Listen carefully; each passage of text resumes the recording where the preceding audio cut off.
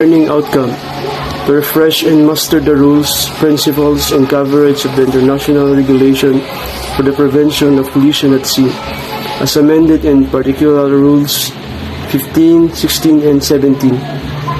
Students will be able to demonstrate and implement the regulations in these sections in order to avoid collisions between vessels in sight of each other. Students will have knowledge on what convention on the International Regulation for Preventing Collision at Sea, 1972, and how it can be applied in different scenarios. The purpose of the collision regulations is to establish rules to avoid collision at sea. Hello and welcome to Colleagues in Depth today.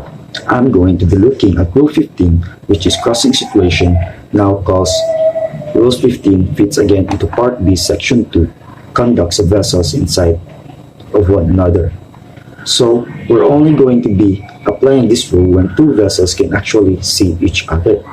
So, looking at the rule itself, when two power-driven vessels are crossing, serves to involve risk of collision, the vessel which is the other on our own starboard side shall keep out of the way and shall, if the circumstances of the case admit, avoid crossing ahead of the other vessel. Now, aside from the fact that it points out if you've got the other on your starboard side, you shall keep out of the other way, there's a couple of important points to highlight. Firstly, crossing situations only apply when there's two power-driven vessels. So, if one of them is not a power-driven, this rule cannot apply the other part. The other part to take away, of course, is you need to avoid crossing ahead of the other vessel. This doesn't tell you specifically what action to take, but what you should avoid doing.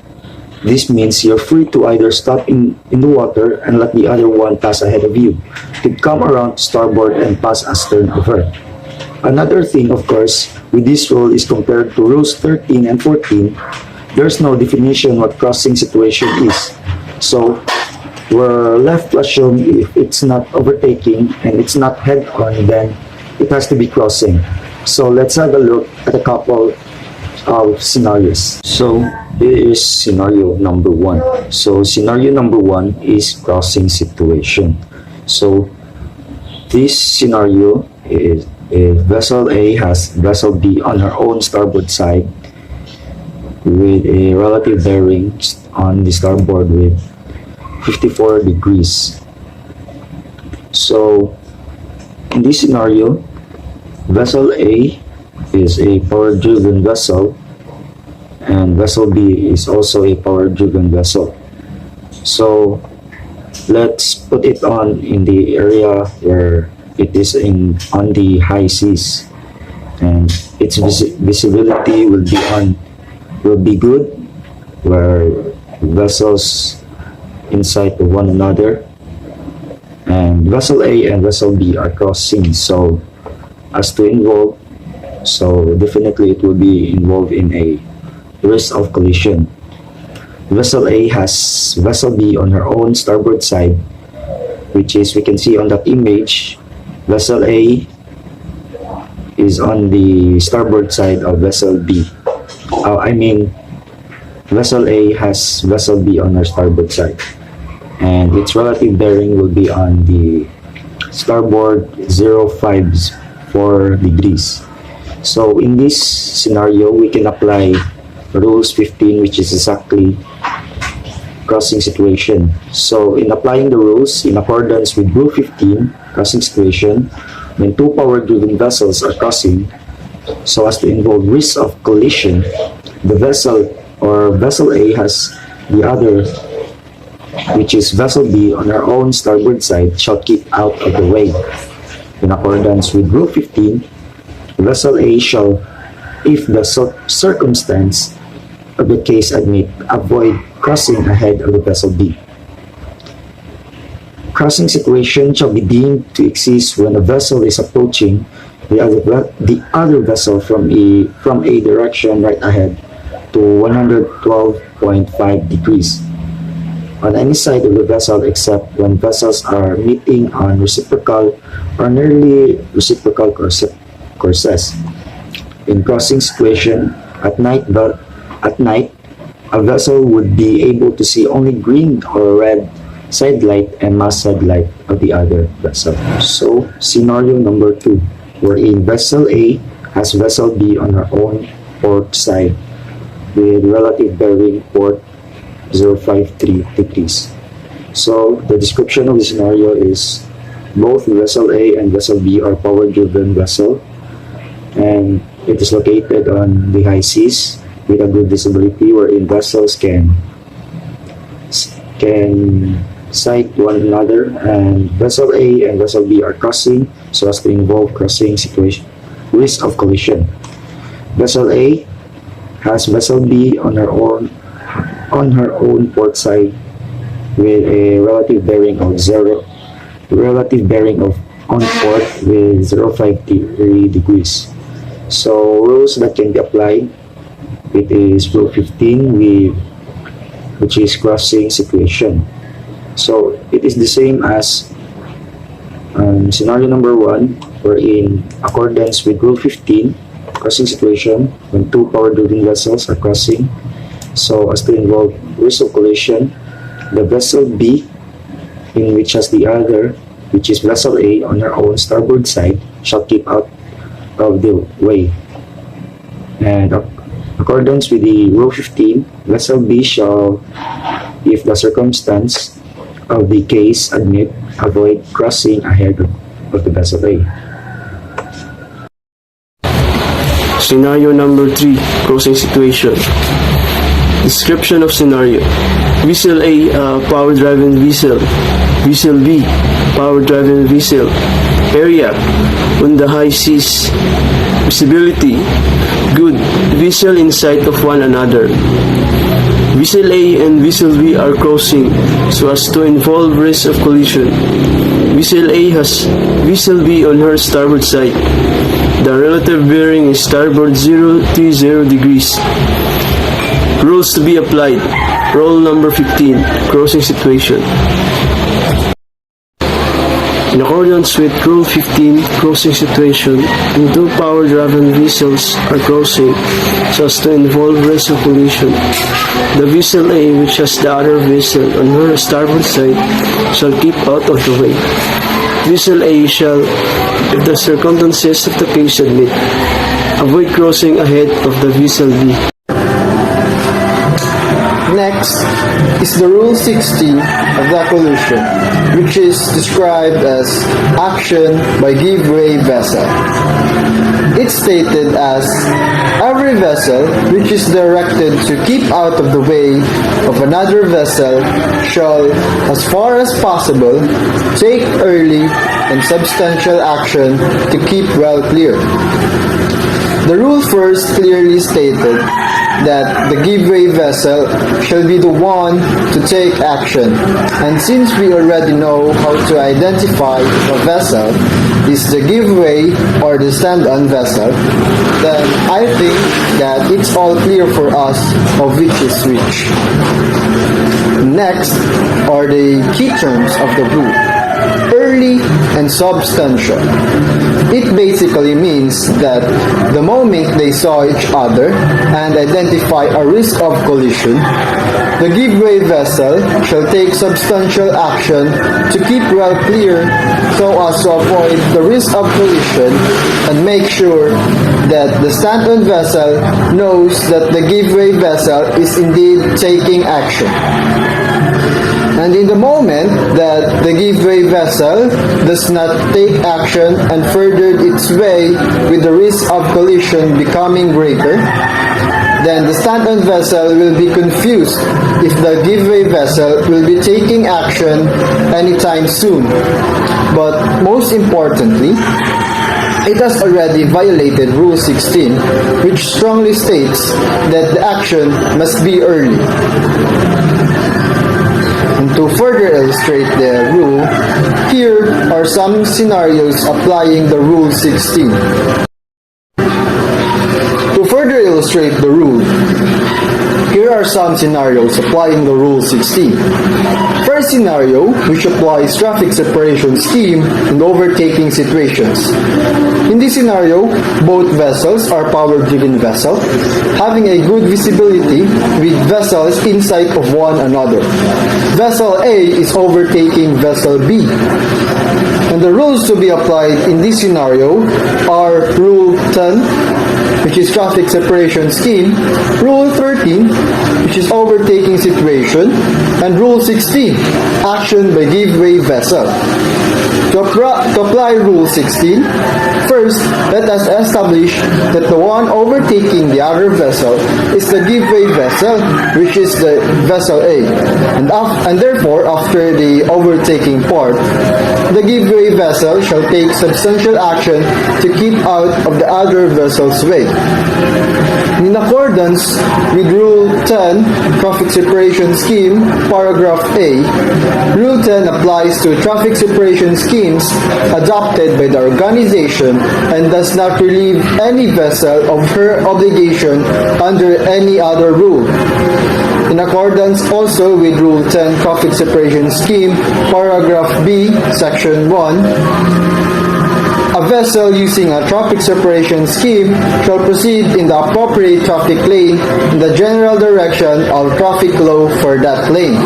Also, in accordance with Rule 13, Overtaking Situation, Paragraph A, notwithstanding anything contained in the rules of Part B, Sections 1 and 2, any vessel overtaking any other vessel shall keep out of the way of the vessel being overtaken. And lastly, in accordance with Rule 16, action by give-way vessel, every vessel which is directed to keep out of the way of another vessel shall, so far as possible, take early and substantial action to keep well clear. The second scenario is a head-on situation where the vessels are meeting on reciprocal courses. Still, both vessels are power-driven vessels, having a good visibility with vessels in sight of one another. Vessel A is meeting Vessel B on reciprocal courses so as to involve risk of collision. Vessel A has Vessel B right ahead with a relative bearing of 000 degrees. The rules to be applied in this scenario are Rule 14, which is head-on situation, and Rule 16, which is action by give-way vessel. In accordance with Rule 14, head-on situation, Paragraph B, head-on situation shall be deemed to exist when a vessel A sees the other vessel ahead and by night she could see the masthead lights of the other in a line and or both side lights, and by day she observes the corresponding aspect of the other vessel. Also, in accordance with Rule 14, head-on situation, Paragraph A, when two power-driven vessels are meeting on reciprocal courses so as to involve risk of collision, each shall alter her course to starboard so that each shall pass on the port side of the other.